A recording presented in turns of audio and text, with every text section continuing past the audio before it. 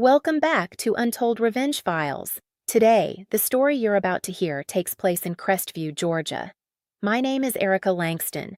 I'm 31 years old, and I am a single mother who was thrown away by her own family for the crime of raising her daughter alone. I need you to understand something before I begin. I didn't grow up dreaming about doing this by myself. Nobody does. Nobody sits in their childhood bedroom staring at the ceiling thinking, one day I want to work 2 jobs, cry in the shower where my kid can't hear me, and clip coupons at midnight just to stretch groceries through Friday. That was never the plan. But plans break. People break them for you. And when mine broke, the people who were supposed to catch me were the same ones who pushed me off the edge. Let me take you back to a Tuesday evening, October, the kind of night where the air finally cools down in Georgia and you crack the kitchen window just enough to let it breathe through the screen. I was standing at the stove making spaghetti. Simple, cheap, reliable. Daisy, my 8-year-old daughter, was sitting at the kitchen table with her spelling workbook open, legs swinging beneath the chair because her feet didn't quite touch the floor yet.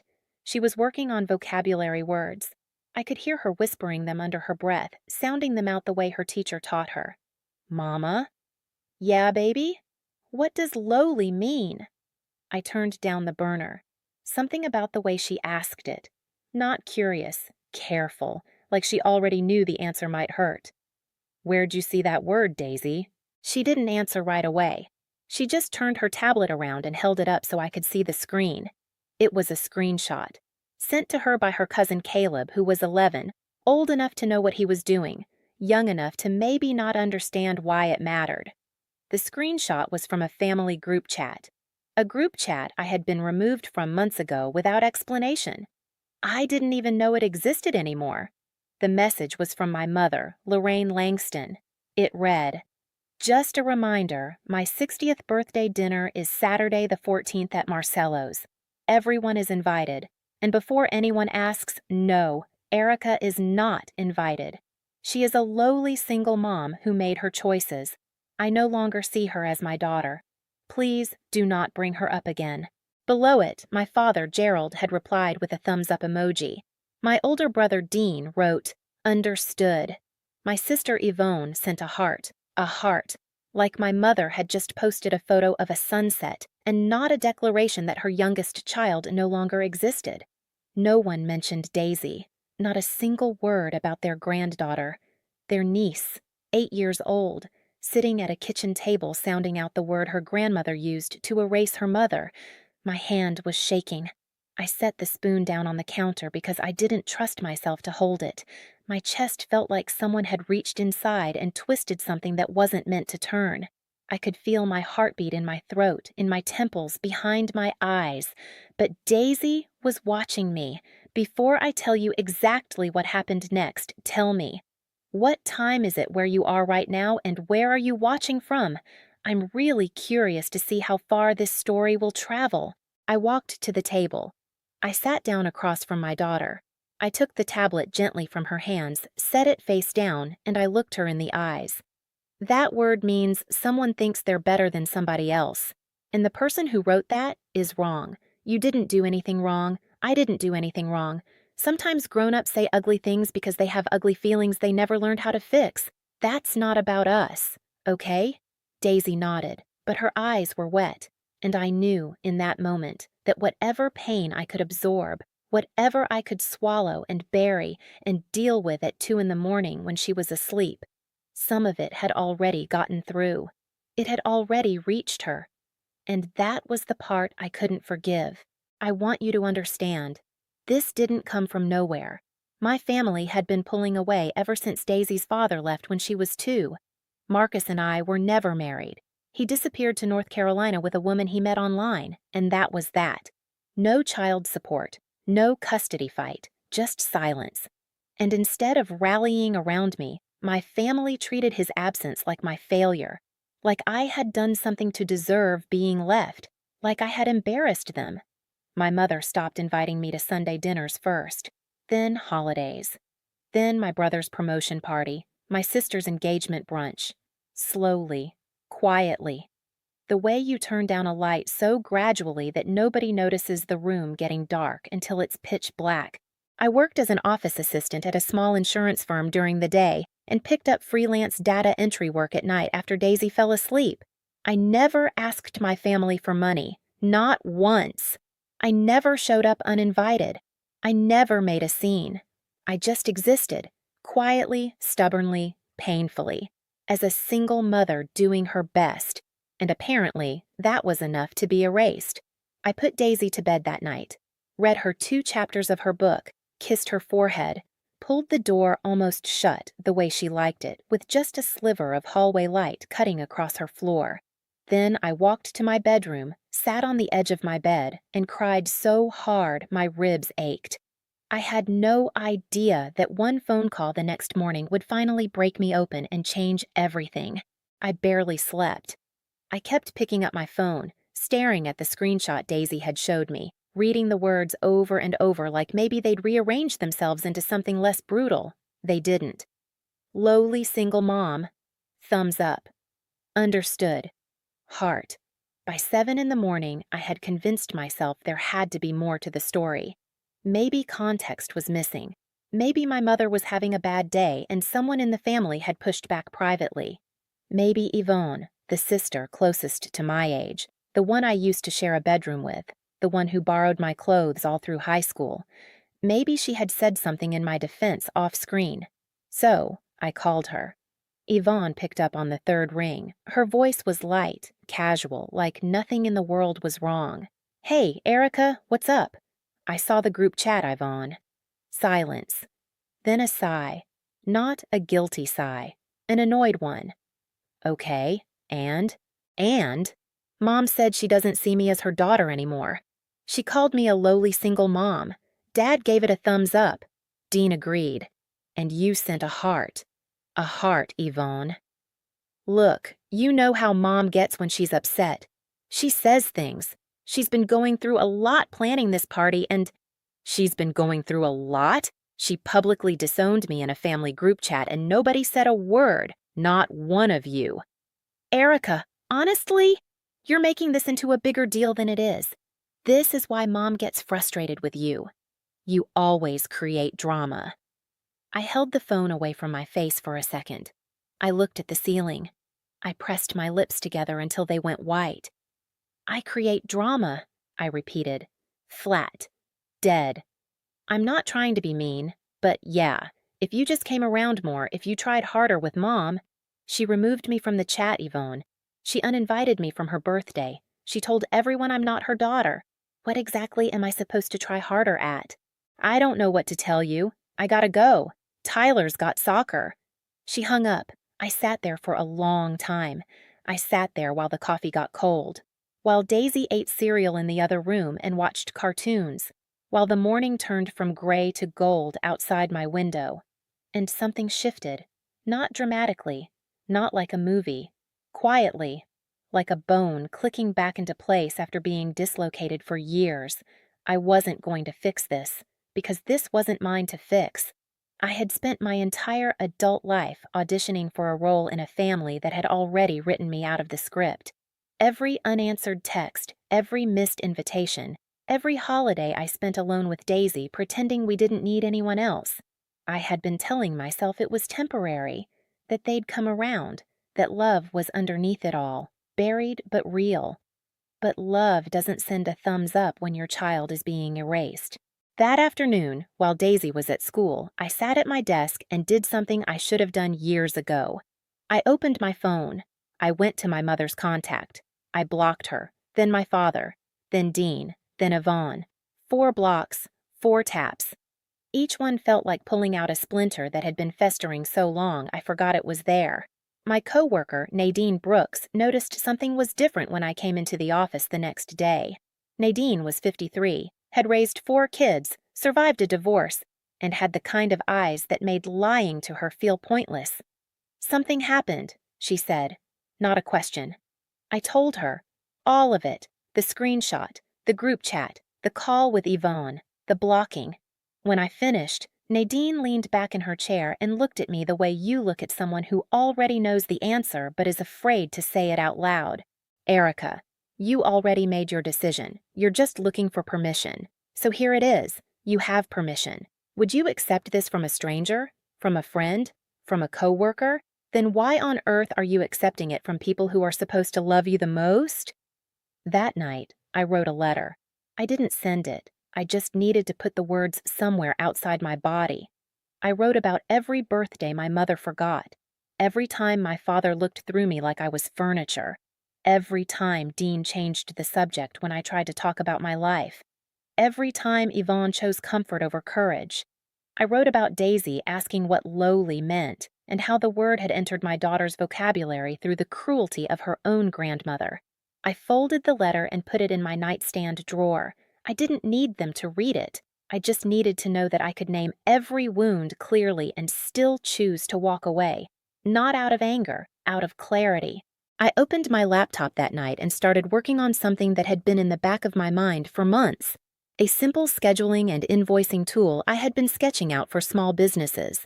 I had the skills from years of data entry, spreadsheets, and watching small business owners drown in disorganization.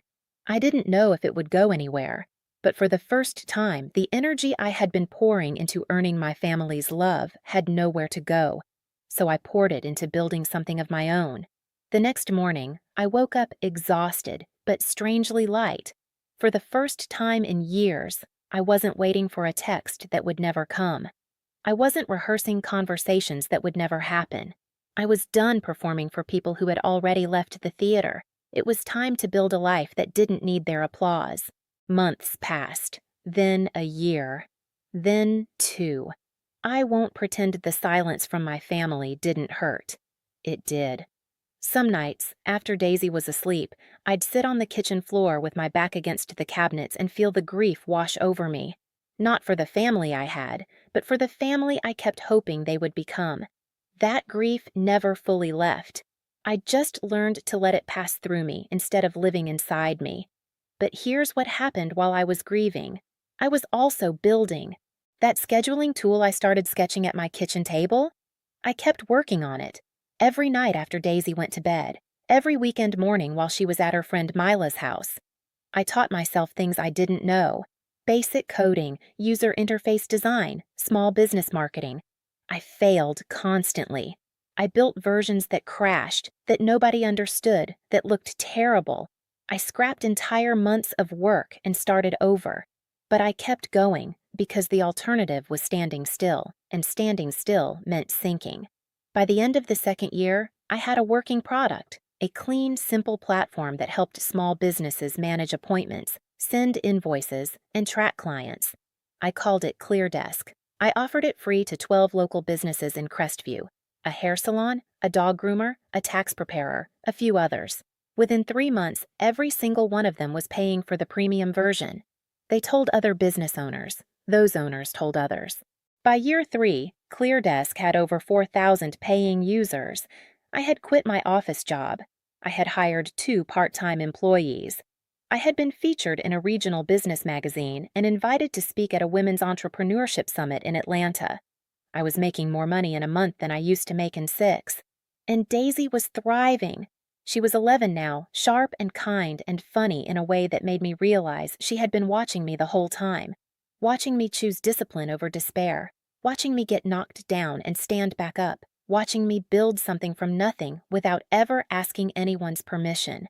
Nadine, my old coworker, became one of my closest friends. She came to my office, a real office with a door and a window, the day I signed my first major contract and brought a bottle of sparkling cider because she remembered I didn't drink. "You know they've heard about all this," Nadine said, popping the cork. I knew who she meant. "I don't care," I said, and I mostly meant it, but of course they had heard. Crestview wasn't that big, and when your name shows up in a magazine and on a conference stage, people talk. What I didn't expect was how quickly they'd come knocking. Have you ever noticed how the people who wanted nothing to do with your struggle suddenly want everything to do with your success? My brother Dean was the first. He didn't call me directly. He hadn't been unblocked. But he reached out through a mutual acquaintance, a woman named Patrice who went to our old church. Dean told Patrice to tell me he was proud of what I'd accomplished and that families should support each other. No apology. No acknowledgement of the group chat, the exclusion, the years of silence. just a vague, convenient pride timed perfectly to my visibility. I didn't respond. Then Yvonne tried. She created a new social media account and sent me a message. "Hey sis, it's been too long. We should catch up. Mom misses you." I read it twice. Then I archived it. But the one that made my blood go cold was when my mother, Lorraine, contacted Daisy directly. She somehow got Daisy's school email, I still don't know how, and sent her a message saying, "Grandma loves you and wants to see you. Tell your mother to stop being stubborn." She went around me. She used my child as a doorway. I was at my desk when Daisy showed me the email, and for a moment I was back in that kitchen 3 years ago, watching my daughter hold up a tablet with the word "lowly" on the screen. The same feeling, the same twist in my chest, but I was not the same woman. The next morning, I called Daisy's school and formally updated the authorized contact list. I sent a written notice that no one from my biological family was permitted to contact Daisy through school channels. The principal, a kind woman named Dr. Whitmore, handled it immediately and without judgment. A week later, I received an invitation to a regional small business award ceremony. ClearDesk had been nominated for Startup of the Year. The event was public, covered by local media, and would include an acceptance speech if I won. I called the event organizer and informed her, calmly and professionally, that several members of my estranged family might attempt to attend and present themselves as part of my story. I asked that they not be given access to the reserved section or the stage area. The organizer paused. "Has this happened before?" "Not yet," I said, "but it will." I was right. The night of the ceremony, I saw them. My mother in a green dress, my father beside her, Dean and Yvonne just behind, scanning the room like they belonged there. They moved toward the front section. An usher stopped them politely. I watched from the side hallway as my mother's face tightened, her chin lifting the way it always did when she was about to make a scene. But she sat down, in the back. When my name was called, I walked to the stage. The room applauded. Daisy was in the front row, clapping harder than anyone, her braces glinting under the lights. I looked out at the audience. I found my mother's eyes in the back row, and I spoke. 3 years ago, someone I loved very much told a room full of family that I was, and I quote, "a lowly single mom who she no longer saw as her daughter." Tonight, I want to say, that lowly single mom built this. The room went quiet. Then it erupted. Knowing they heard every word should have felt like victory. Instead, it felt like release. I wasn't performing for them anymore. I was simply telling the truth. And the truth had its own weight. A year passed after the ceremony. 12 months of building, breathing, and finally, living without the constant hum of anticipation in my chest. That low-frequency dread of waiting for the next rejection, the next slight, the next reminder that I wasn't enough. It was gone. Not because I had healed perfectly, but because I had stopped reopening the wound to check if it still hurt. ClearDesk continued to grow. I hired a small team. We moved into a proper office on Greenfield Avenue. Daisy turned 12 and started middle school with the confidence of a kid who had watched her mother build a life out of nothing but stubbornness and spreadsheets. She joined the debate team. She made honor roll. She started calling Nadine Auntie Dina, which made Nadine cry the first time she heard it. I had a life, a real one, not the one I had imagined when I was younger, not the one with Sunday dinners at my parents' house and holidays where everyone gathered and someone burned the rolls and we laughed about it for years. That life was a fantasy, but the one I had was mine, and it was good. Then, on a Saturday morning in March, there was a knock at my door. I wasn't expecting anyone. Daisy was at Mila's house for a sleepover. I was in sweatpants, drinking coffee, reviewing a vendor contract on my laptop. I padded to the front door in bare feet and looked through the peephole. My mother, my father, standing on my porch. My stomach dropped, not from fear, from exhaustion. The kind of exhaustion that comes from knowing exactly what's about to happen and wishing, just once, that you could be wrong. I opened the door. Lorraine looked older, thinner. Her hair was grayer than I remembered, and she wasn't wearing makeup, which startled me more than anything because my mother never left the house without her face on. My father stood slightly behind her, hands in his pockets, looking at the ground. "Erica," my mother said. Her voice was smaller than I'd ever heard it. "Can we come in?" "No," I said, not harshly, just clearly. "But you can say what you came to say." She blinked. My father shifted his weight. "Things have been difficult," she started. "After the awards ceremony, people in town started talking, people at church. Dean lost 2 clients because someone shared a clip of your speech online and recognized our last name. Yvonne's fiancé Tyler called off the engagement because he said he didn't want to marry into a family that treats people like that." She paused. "Your father's business has been slow. They're making judgments." I waited. "We need help, Erica, financially, just until things stabilize. And we thought maybe, if we could come to some kind of understanding, maybe you could say publicly that things are fine between us now, that it was a misunderstanding." There it was. Not an apology. A transaction. She hadn't come to my door because she missed me. She came because the consequences of her cruelty had finally circled back, and she needed me to make them stop. I leaned against the doorframe. I looked at this woman, my mother, and I felt something I didn't expect. Not anger, not triumph, sadness. A deep, quiet sadness for the version of her that could have chosen differently at any point in the last 4 years and didn't. "Mom," I said, and the word felt strange in my mouth, like speaking a language I hadn't used in years. "I'm sorry things have been hard for you. Genuinely. I don't wish difficulty on you or Dad or Dean or Yvonne. I never did." Her eyes brightened slightly. My father looked up. "But I am not able to do what you're asking. I'm not able to stand in front of people and say this was a misunderstanding. Because it wasn't. You wrote those words. You meant them. And when I called Yvonne the next morning, she told me I was creating drama. Nobody reached out for 3 years. Not to apologize, not to check on Daisy, not even to pretend. The only time anyone contacted me was when my name was in a magazine. And the only time you came to my door is because you need something." My mother's face tightened. I watched the old anger flicker behind her eyes, the instinct to lash out, to call me ungrateful, to remind me of everything she had ever done for me. But something stopped her. Maybe it was the fact that she was standing on my porch, that the house behind me was mine, that the life I had built was real and visible and undeniable. "So that's it?" she said. "You're just going to let your family fall apart?" "You have Dad," I said quietly. "You have Dean and Yvonne. You have your church community. You have options and people who care about you. I didn't take anything from you, Mom. I just stopped letting you take everything from me." My father opened his mouth for the first time. "Erica, your mother is 63 years old. She's not well. She needs her family around her." "Then she has her family around her," I said. "She made it very clear who her family is. I wasn't included. That was her choice. And walking away was mine.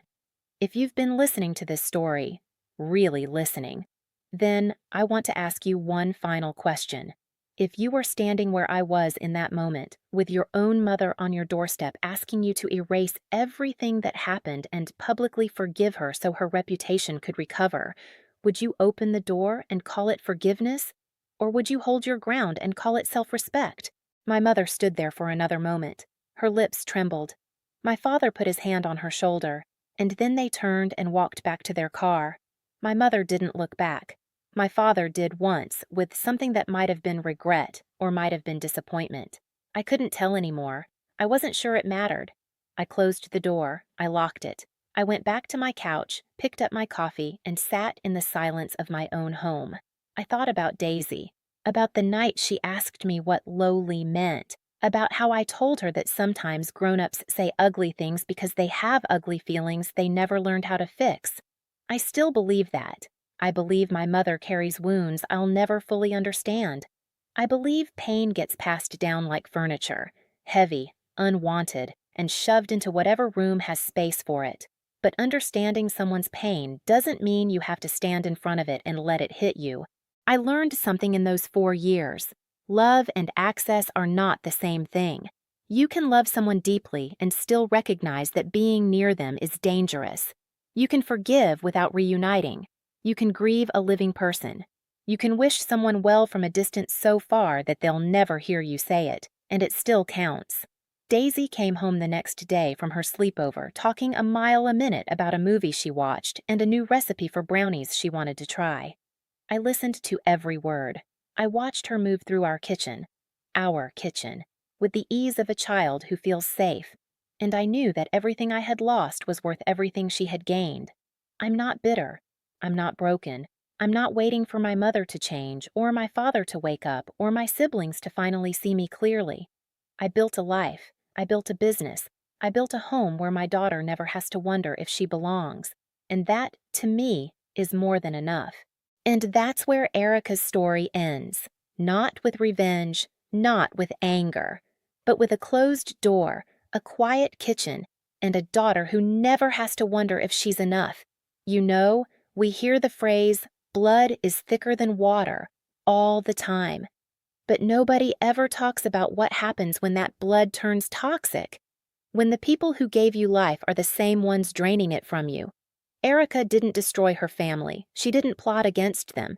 She didn't scheme or manipulate. She simply stopped showing up to a table where she was never given a seat.